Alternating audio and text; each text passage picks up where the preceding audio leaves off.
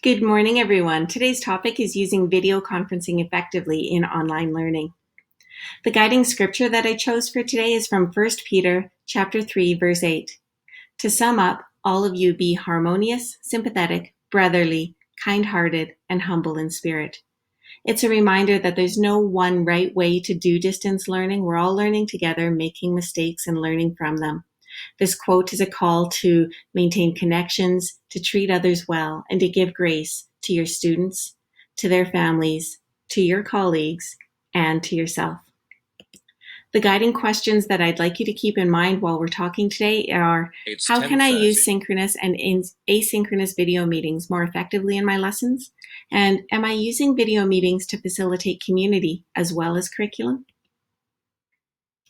When we think about video meetings, we really have two goals in mind. The first is to communicate information, to teach a concept or to explain a procedure or explain an assignment. And the second is to build community. Although I'd argue it's really not about building the community, it's about maintaining the community that you already spent months building in your classes. Online learning can be classified into two categories, synchronous or live learning and asynchronous or on-demand, more like what we've traditionally called distance education. When we're talking about synchronous learning, you can schedule large group meetings, you could schedule small group meetings, or you could use a voice call using an app like Jamboard or Slides or another live real-time app where the students could see your thinking on the screen as well as hear your voice. When you're doing that, it's much easier to maintain that connection, and you're able to provide instant feedback to the students and obtain instant feedback from the students. You know if your teaching is effective and if the students are understanding the concept instantly. It is harder to control. There are issues with inappropriate activities online in real time.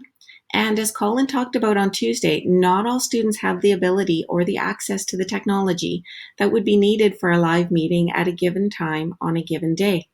We can't make that an impediment to their learning, and we have to find alternatives for those students.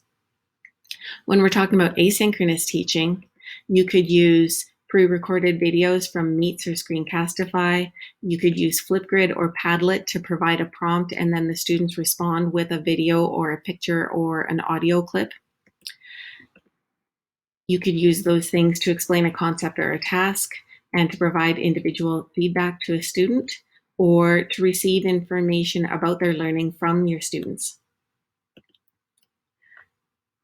Students can access the information and respond on their own schedule, which is highly beneficial to them, and it's much easier to control for student behavior. However, it's a very slow feedback cycle. You can't see the effectiveness of your teaching for days or even weeks, which is frustrating. And again, there's that call for grace.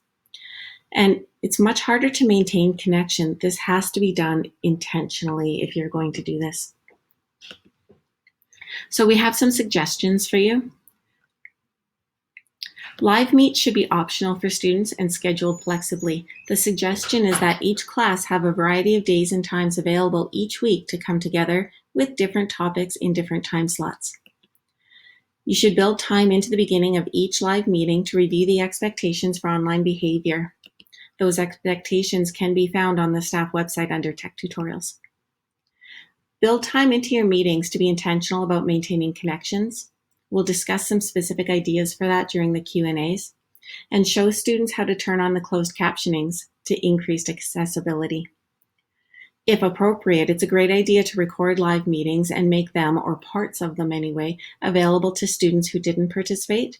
Alternatively, you can provide any documents that you worked on as a class to those students. Finally, it's important to provide as much choice as possible. UDL reminds us to provide multiple ways to engage students in the same content with multiple ways that they can show their learning. More choice leads to more empowerment. More empowerment leads to decreased stress on our students and their families, and that's the grace that we're all called to. Remember, kids miss you as much as you miss them.